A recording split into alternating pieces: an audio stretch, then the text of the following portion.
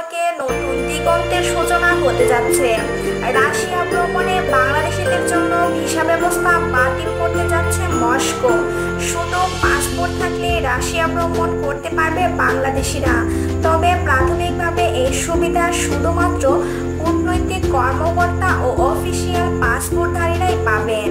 কলকাতার বাংলা দৈনিক আনন্দবাজারে এক প্রতিবেদনে বলা হয়েছে, রাশিয়া 2 হাত বাড়িয়ে বাংলাদেশিদের বরণ করতে প্রস্তুত। দুই দেশের মানুষের যাওয়া আসা আর ভিসার দরকার নেই।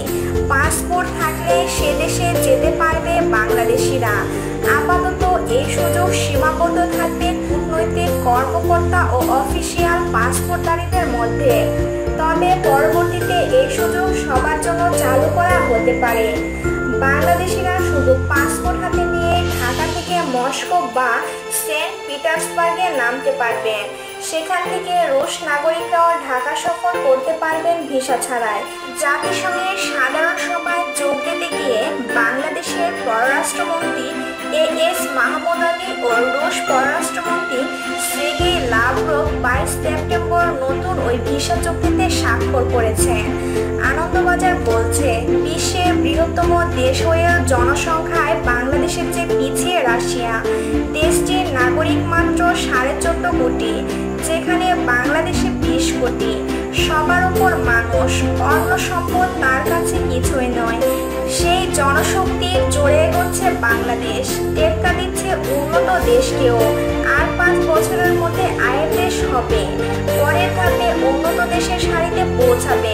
বাংলাদেশের অগ্রগতি রাশিয়ার নজরে পড়েছে। তারা বরাবরই বাংলাদেশের শুভাকাঙ্ক্ষী। বাংলাদেশের মুক্তিযুদ্ধের সময় পাশে ছিল মস্কো। সে সময় Russia the union of Soviet socialist Republic ছিল। রাষ্ট্রনেতা ছিলেন লিওনিড ব্রেজনেভ। এছাড়া সোভিয়েত ইউনিয়নের সুপ্রিম সোভিয়েতের প্রেসিডেন্ট চেয়ারম্যান ছিলেন নিকোলাই পদগ্রনি। বঙ্গবন্ধু শেখ মুজিবুর রহমানের সঙ্গে ছিল তার সুসম্পর্ক। আমেরিকার রিপাবলিকান নেতা প্রেসিডেন্ট রিচার্ড নিক্সন তখন পাকিস্তান দরদি ছিলেন। মুক্তিযুদ্ধের সময় রাষ্ট্রান্তে 7ম নৌবহর পাঠানোর সিদ্ধান্ত নেন তিনি। সে সময় ভারতের প্রধানমন্ত্রী ইন্দিরা গান্ধী কথাটা পদগ্রনির কানে তুলতে তুলকালাম।